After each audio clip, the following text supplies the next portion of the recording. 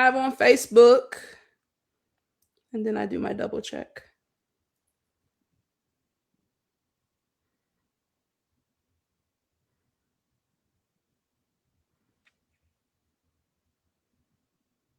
There we go. Perfect. We are live. Yeah. Oh, I am so excited. This is going to be a wonderful conversation. Yeah. I think a lot of people in this group specifically, like, they want to buy a rental property, they want to scale. There's a little fear there. This is hundreds of thousands of dollars. So I think by talking to you, this experience is fresh, that it will really Yeah. just like help when people are going through this, right? Yeah. So if you are watching, you know how we do this. I want you guys to network in the comments, say who you are, what do you do, just network, talk. I want you to ask questions. It's going to be a really, really good time. So without further ado, I want to welcome James Parker. It's so good seeing you here today, James. Yeah. It's good to be seen. Thank you for having me. Excited to share a little bit about my journey. Yeah, you're looking good over there today. I love it. You I know, love it. clean up a little bit. I thought I was gonna be on I live, so love it. Okay, so the first thing I want to ask you about, because we got 30 minutes, right? So we got to hit the ground running. Let's go. The first thing I want to ask you about is I want you to share your story. Like, what did your real estate journey look like before the fam, and what made you decide to get into real estate? Yeah, sure. So it was pretty non-existent. The extent of my real estate was me buying my house.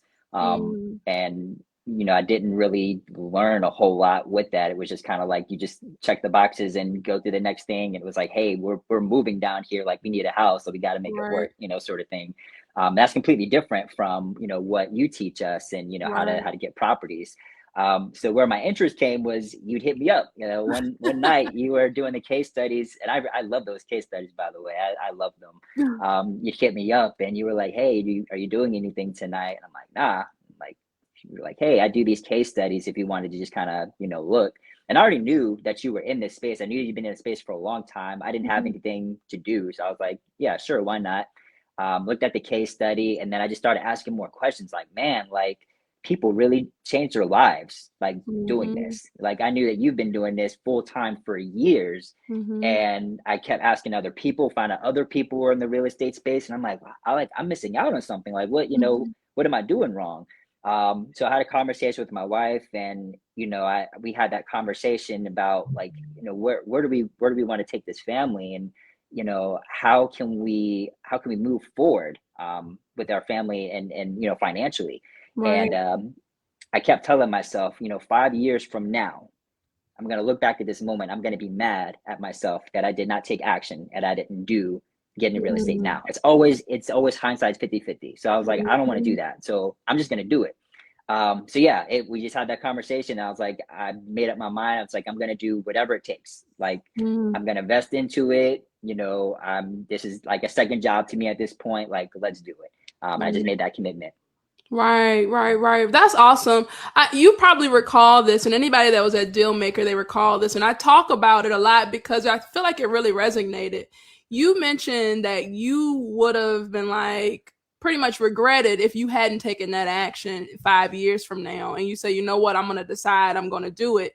And at Dealmaker, Chuck had that video where people were writing their regrets, and all their regrets were not doing something, right? Hmm. Like, it wasn't like, oh, I tried and I failed. It was more so like, I wanted to go to law school and I didn't do it. I wanted to start singing professionally. I didn't do it. I wanted to get into real estate and I didn't do it. So that decision is so powerful, and I think a lot of people underestimate it, because Yeah. once you decide, you commit, and that's when you can get to changing your life, start building. I always like to say, the best time to buy your first house was yesterday, but the second best is today. So yeah, I'm glad I'm Agreed. glad you took action on that. So what were you trying to figure out that felt confusing or overwhelming before? Yeah, I think it was just the entire process, like literally not having any idea of like how to start, money involved. If you're coming from it completely blind, you're gonna, make the wrong assumption now, Hmm. knowing that you need a whole bunch of money to start, right? Right. And I was like, this is not a good time, to do that. We just found out that, we were pregnant at the time with twins and, trying to figure out that transition. And it was like, is this really a good time to do that? It's just funny because most people think like it's not a good time, to start a, business. And I did the exact opposite. I'm like, now is the perfect time to do that. Um, now is the I perfect love time. that. Yeah. So it was really just the uncertainty of just like, I don't even know where to start. And I think that that's Mhm. why I made that first step. I was like, I need to get a coach. Like I need someone to kind of walk me through. Like I'm confident in my abilities to do it. I just need to know where to start. Right, right, right. And I'm happy that you shared, you and your wife were expecting twins at the time. Like a lot of people say, oh, my life is changing dramatically. And I don't know if this is a good time, but you're like, now is better time than any because I'm trying to build wealth. I want to build legacy. We're about to have a family. Like, I need to make this happen.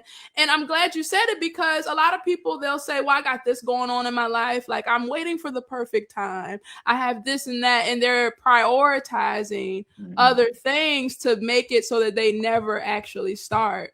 So, what would you say was your biggest fear or hesitation when it came to buying your first rental?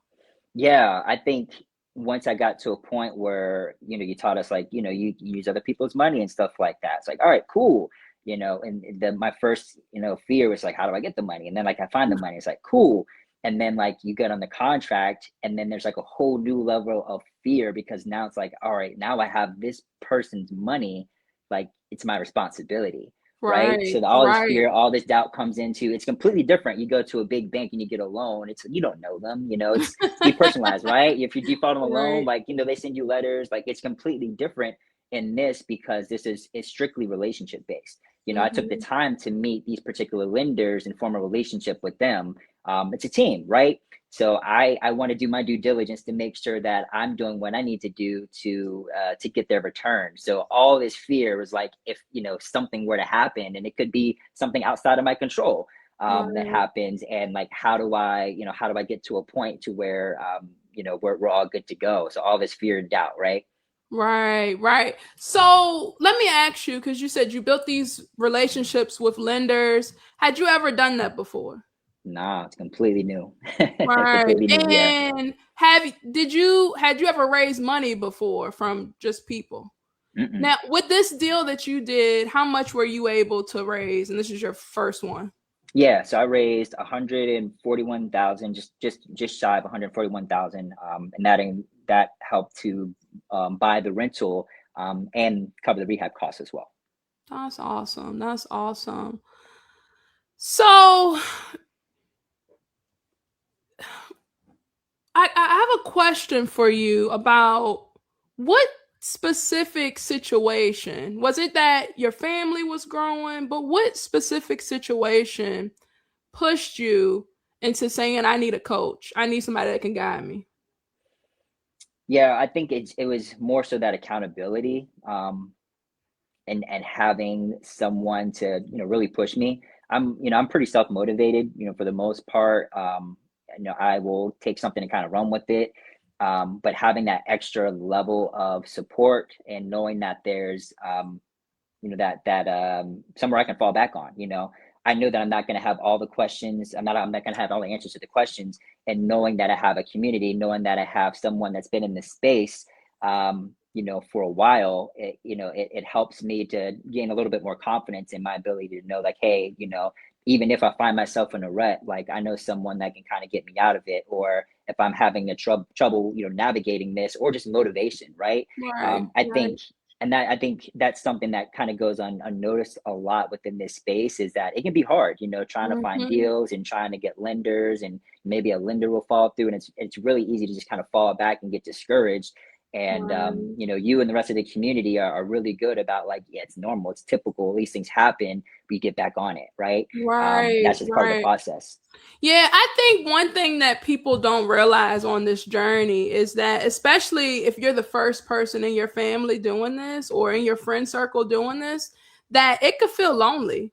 Like Yeah. people might say, "Why, James? Like, why are you spending all this extra time after you get off work and like doing all this extra stuff?" Because they don't understand what you're doing, right? And like you'll talk to people and because they haven't done it, they'll say that's not possible. It's no way you could, buy a property and use somebody else's money. Like, who even has that much money to lend you on a property, right? And I think that's the value of being in the right circles, right? Because now you're around the people that are doing it. And it wasn't that you were just leaning on me, like to learn things. There were other people that are in the fam that maybe they have already bought their first rental property and they'd help you analyze a deal. They'd help you feel more confident in your ability. So I'm happy that you mentioned that because community is everything, especially like when it feels like you're doing this alone. Hmm. Right. So can you what stopped you from join like what almost stopped you from joining the fam? I think once I kind of made up my mind, like I was ready to go. But Okay. there's initial, cost, kind of getting into it, and it's like, I told myself it's an investment, right? It's an investment in myself, it's an investment in my education, it's in my investment to the future, right? So once Mm-hmm. I kind of got past that, there really wasn't anything. I was just like, hey, I'm full pedal to the metal. Like I'm gonna go and I'm gonna do it. So yeah, there wasn't really a whole lot that kind of discouraged me at the time. It was more like encouraging. I was very motivated. I was very excited, very energetic. I know you can probably remember, the initial conversations that we had, about it, and I was ready to go. Mm-hmm. I think I've watched like all of the pre-recordings, like before I gave them the first group. I was You taking did your notes. homework. I did my homework. I was washing the dishes. I'm listening to podcast, YouTube. I'm walking the dog. I'm listening to the podcast, YouTube. I'm in the shower. I'm still listening to podcast, YouTube, doing all my homework. Like I was super excited, super motivated and ready Right. to go. Right. So I guess tell us about the first rental property. I know we've been talking about an Yeah. emphasis on the fam, but just tell us what that looked like for you. Yeah, so I attended deal was a wholesale deal, right? So wholesaler kind of found it and reached out, and it was in it's in Dinwiddie, so it's a little bit outside of kind of where I initially kind of wanted to be, but the Mm-hmm. numbers worked, so Right. I thought it would be good opportunity. It's a single family, it's a 3 bedroom, 1 bath. I think what makes it special and what excites me about it is one, it was my first deal, so obviously Mm-hmm. super excited. But two, this particular property, we're going to add a bathroom to it. So there's some value add there. Our ARV, our after repair value, was pretty conservative when we were doing the numbers to Mm-hmm. begin with. So now knowing that we're going to add another bathroom kind of gives me a little bit more cushion too. So really excited about that. Currently in the renovation process, which is really exciting, just kind of seeing a Mm-hmm. vision of how things are going to go, and knowing that you're taking a property from one place to the next and that you'll get to see it progress throughout. Right, right. Yeah, and you don't have to tell us about just the good side. Like talk about the bad side of the process cuz this is what Oh, people you're want to know. setting me Like up.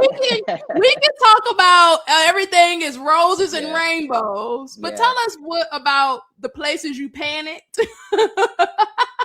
Let's talk about that because these are real things that real people deal with yeah, and people want to, know. They want to pull back the yeah. curtain. So I'm letting everybody know Martine set me up with this one. I know exactly. I knew she was gonna come with it. Yeah. So, and I don't regret anything that's happened. I've learned so much. But this Mhm. particular property, they had tenants that were in the property. Mhm. So normal process. You typically get a new property. You're gonna add value to it, raise the rent, and it's a month-to-month tenancy. So I essentially sent them a letter saying, hey, like, and I gave them 60 days, a little bit more than Mhm. what I needed to get out. And Right. originally they were upset, and there was communication back and forth about that, and Eventually they were like, that's fine. But when it came down to pay the rent for the first month, like nothing. And just a whole bunch of excuses. And next Mm-hmm. month came, it's like nothing. So I was like, all right, well, I come to you. And it's like, I'll take my court. So, Mm-hmm. I went and, make a long story short, it went to trial, which was like crazy. Like on my, my first one, I ended up Right. having to get a lawyer. Like it was a lot. It was a whole lot. Yeah, it was a big process, that they were not happy with me, and just, like an exchange of just, text messages, and just, I still to this day haven't gotten anything, and kind of learned that, the hard way too, is that, sometimes these things happen, Right. where, tenants are, they're, a little upset, and, they leave, and even with the legal process, you still have to do additional work if you want to get that money back. And so yeah, it was definitely a process. It kind of pushed the timeline back a little bit, as you can imagine, Right. with the different court dates. So I think that was the big thing for me, is that I was trying to stay on the timeline, and it pushed everything back, for at Right. least like 5 weeks or so. And I think that's a good point you make because it pushed things back. How did that go with like your lender that's involved? Did you like let them know what was going on? How did they receive it?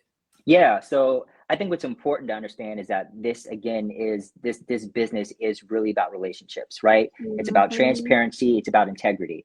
And I Mhm. knew that kind of going into that's that type of person that I am. That's how I want people to view me, right? Mhm. So I knew that, what is it? What's the saying? Bad news doesn't age well, right? It doesn't age well. So there's no sense in like waiting. Right. So like as soon as I found out, like I reached out, and I was transparent, and I was like, hey, like this is the deal, this is what's going on, but I'm handling it, and I'll let you know and kind of keep you posted. And Right. to my surprise, like he was super cool. He was like, all right, Right. cool, I trust you, we'll be fine, and just kind of keep you posted. Like that's Right. essentially what it was. He didn't Right. really ask a whole lot of questions, get to the details. It was more so, hey, I trust you, and Mm. we'll work on it. Just keep me posted. Yeah, I'm sure that felt good. So before you called them, was there something like, oh man, I don't know if I want to make this call? Like, well, did you have that type of feeling? There was a little bit, yeah. There's definitely a little bit, and I was like, "Damn, like, can I just like send him a text?" Like, nah, I can't send him a text. I gotta call him. I gotta call him. I'm like, all Right, right, right, right. yeah, yeah. And then of And course, then like, to have that outcome after, it was like a weight lifted off your shoulder, like, whew, I'm so glad I made a good relationship with this person. yeah, that thing was hanging over my head. I'll tell you that. I was like, man, I know I gotta call him. Like, I gotta let him know what's going on. I didn't Right. want to do it, but I was like, I know I have to, and like I'd feel better afterwards, and I did. Like, and he was super understanding, and then it just made the whole process moving forward more understanding, because I know like, hey, like that was a really bad situation, and he took it really well. So like I knew moving Mhm. forward, like, hey, I can be transparent, moving forward. Right, right, right. So, can you tell me a time where you leaned on the fam and it changed the outcome for you? Yeah, no, I think, I was, big when I started, I was a little hesitant in my ability to do like the comp deals and whatnot. Figure out like, hey, is my ARV like good? What are you thinking in Mhm. terms of rehab? Because that's all important in terms of making offers, right? You want to make sure your numbers are Right, good. So, right, the fam is really good about like, I can throw in, hey, this is where I'm at. And everyone kind of comes in together, and like, hey, right, this is what I found for my comps, and this is what I use. Some people in the fam have different resources, different tools that they use that, maybe right, not everyone else has, so that they'll use that and kind of break that down. Like, hey, here you go. This is what I'm thinking for rehab, and this is kind of what I'm thinking for like, MAO, for maximal allowable offer, right? So right. yeah, they've been really helpful, and if not breaking down deals, just like motivation and confidence, right? Seeing Mhm. everybody else succeed, and seeing everyone else getting deals and going out there and making offers, like it pushes me, it motivates me as well. Right, right, right. Yeah, they so One other thing that I had noticed in terms of different resources is that like people were given AI prompts of like how you can Yeah. analyze things faster. Like I just think it's like a meeting of the minds because everybody in there is bright. Like it's just we're all on a journey to Mhm. build our rental portfolio, right? And different people have different skill sets. So I just think it's so cool when you bring everybody together and like everybody is so encouraging and they want you to win and like you can do it. Like nobody's like belittling people in there, you know? It's Yeah. just it's all like let's make it happen for our families. We want to build wealth. We want to build a legacy, and that's one thing that I really admire about everybody that's in there because we have that mentality. That's the culture. Yeah, yeah, and that's kind of one of the things that I love about just being in this space, a real estate space, because outside of Right. the group, everyone that I've met is has that same mentality too. It's just a helping, giving spirit, right? Everyone wants to see Right. everyone succeed. Just came from the Right. Dealmaker conference about a month ago, and I met so many people from so many different walks of life, from different parts of Mm-hmm. the planet, right? Right. And everyone has the same mentality of just they just want to be helpful. Hey, where are you at Right. in your journey? Like, cool. Like, tell me about X, Y, and Z. Like, hey, have you thought about this? Have you thought about Right. that? Oh, that's Right. awesome. I see your twins. I see that you want to do X, Y, and Z for your family. Like, everyone's super supportive. And I think that that helps kind of instill like confidence in me and knowing that like, hey, I have a large community that I can leverage. Mm-hmm. So if there's any fear or doubt that comes into my mind with anything, like I know that I have the support that I need. Right, right. So I have a question about limiting beliefs. I like to throw curveballs at you, James. So did you have any limiting beliefs about getting a property fully funded, or did you always believe that that's possible for you? Nah, I definitely had some, some limiting beliefs there. It was, coming into this space, I'm new, trying to figure out how I can offer value. That's one of the things that you teach us is like how you can offer value. And I didn't see that, in myself. I was like, hey, I don't have anything, to Mhm. offer. Like I'm new. And through time, I was able to see like I do, like I'm driven, I'm motivated, like, I have a good way of talking to people and connecting people. So I Mhm. do have something to value. Right. And I think that the more that I kind of went out there and talked with people, like I found out like, hey, I can get my deal 100% funded. It's just a matter of, how to structure and your relationships, right? I think the more Mhm. that you get out there, that you show that you're serious, that you're, a person of integrity, Mhm. people are willing to, to kind of work with you. I also understand too that, people, it's a two-way relationship, right? It's not just Mhm. me, like I need my deal funded, like they need me to work their money as well, right? So Right. and I think when I had that shift of like they need me as well and seeing other people, like money's everywhere. And I think like once I Mhm. realized that, like that's not hard. It's not Right. hard finding the money. Finding the deals is hard, but once you find a good deal, the money's gonna come. And I think once you have that shift, I think that kind of dismantled some of those limiting beliefs that I had. And obviously, once you've landed the first deal, it just kind of breaks that down even more. Right, right, right. So you mentioned the first deal. So I want to ask, when you closed on your first deal, your first rental, did your confidence shift? Oh, for sure, man. I can't tell you, like for sure. Like you start walking around different after you close your first deal. Let me tell you that. It's like, hey, I used to be the the guy that didn't know anything that didn't have a deal. And now I'm the guy that didn't know anything that has a deal, right? Right. So no. But no, in all seriousness, like it definitely does. Just talking with other people, being in the room, with other investors, other lenders, you get a little bit more sense of credibility that you've kind of closed your first deal, and you kind of see people kind of looking at you differently. And because of that, you start to feel different. You feel more confident in your ability to do things because of that as well. Right, right, right. So let's keep it real. All right. You could have figured this out on your own. I mean, you're a smart guy. You went to UVA, it's an elite school. They don't let dum dums in there. You're doing well for yourself. How would this have looked differently for you? Yeah, I think you're right. Like, I'm pretty bright and pretty motivated and driven. Like I would have eventually gotten to this space, but it would have taken me way longer. and there would have Mm, been a lot of speed bumps in the way. I think, I probably would have moments where I, kind of got discouraged and, maybe talk myself out of it, with the, mhm. the fear and the doubt. I'm like, I don't really know. I don't have a good sense of this and that. Like, I would have figured it out, but it would have taken me a really long route to get there. So Mm. I'm glad that I took the route that I did. Right. I remember when you closed on your first deal because like on our coaching call, we talk about our wins, right? And you just started talking differently. When you closed on your first deal, you're like, I told myself I was gonna get it this year, and look, I got it. Yeah, If y'all need yep, some help, yep, I got you. Like, yep. I loved it. Like, it just you were a different person.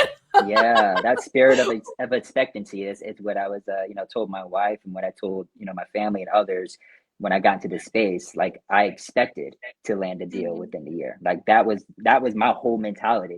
It wasn't if I was going to, it was when. Right. And I knew it was that year. It was just like it's sometime within that year. So spirit of expectancy. Right. Right, right.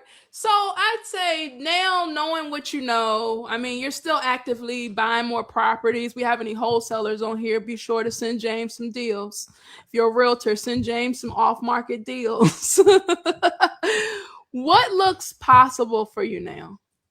Honestly, everything. Like, the sky's the limit. Like, just knowing that funds are limitless, and knowing Mm, that the money's out there. So, like, if you have an idea or something that you want to do, if you structure it the right way, if you present it a certain way, you can do anything that you want. And I know that we've mm, talked a little bit, offline about, like, have like something that I'm thinking about doing, but I kind of want to, pace myself a little bit too. But normally something that big would scare me, like mm, 10 years ago, James would be like, I don't really know.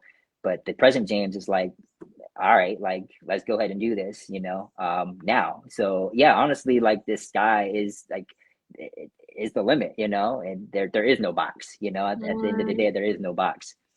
I love that. I love that. If someone is watching this and they're where you were, what Yeah. would you tell them? I think I would tell them, understand that most of the people that are in this space are have been in the same position that you've been in. Mm, I've talked to so many different people that have been in this space, and it's interesting to hear their stories and know that a lot of people were like, I didn't know what I was doing. I didn't have a dollar to my name. I was homeless. I was this. Like, their stories are like, we're in the same boat. Like, there is no mhm, secret underground, like, you go to school and you learn this one specific thing and, like, everything. Like, most of the people that are in space didn't know anything. And they're successful. And then I start to think a little bit more, and I'm like, that's just life. Like, how many times have you been in positions where you don't know what that outcome is going to be? You're scared about doing something, you have doubts about doing something, but you do it anyway because either you choose to or you have to. Maybe you move to mhm, a new location, right? There's fear and mhm, doubt. Like, I don't know what that's going to be. You take on a new job. You don't know all the roles and responsibilities of taking a new job. You have to learn it, right? You gather up the courage to ask somebody out on a date, right? You don't know how mhm, that's going to go, what their mannerisms are. And then you look back 10 years from now, it's like, yeah, man, I was scared about moving to that area, but now it's home. I was scared on taking on that job, and now I run the program. I was afraid of asking that person out on a date. Now they're my soulmate, right? It's the mhm, same thing. So I don't understand why we take this particular fear and doubt of real estate and put it in a different bucket when it's mhm, literally the same. We just forget how resilient we are. And I just want to remind people that we are resilient. And if you look back on all those things that you've been successful on, you can be successful in this. mhm. Don't let the fear and doubt deter you. Instead, run towards it, because that feeling of discomfort on the other end of that is freedom. You done preached a word. I love it. I love Hey, hey. it. My last question for you. Who needs to be in this room? Everybody that's on this call right now needs to be in this room, honestly. But yeah, those that are just, that are motivated, those that are givers, those that you just want to do better, for yourself, for the community, those that just like to be around people, like to Mhm. work in a team. Um, I think that those are the type of people that, need to be in this room, need to consider, getting into this space. Yeah, yeah, that's what I'd say. Right. Awesome, awesome. Well, it has been a pleasure sitting down, talking to you, hearing your experience. I know it was definitely valuable for me. I love hearing people's stories, where they were, where they are now, and you're still on your journey. So thank you for sharing that with everybody in the community. Absolutely. Thank you for having me. No problem. And for anybody that is listening and you're like, you know what, I've decided I want to buy my first rental property this year. All you need is a decision. You don't need to know how to do it. You heard James' story. You don't need to know how to do it. You just need a decision and commitment to it. I want to help map that out for you. If you go to strategy.thefreedominc.com, you just need to fill in a couple of questions so I can see where you are and I can help map that out for you so you can get your first rental property this year. Thank you guys for tuning in. Until next time, see ya.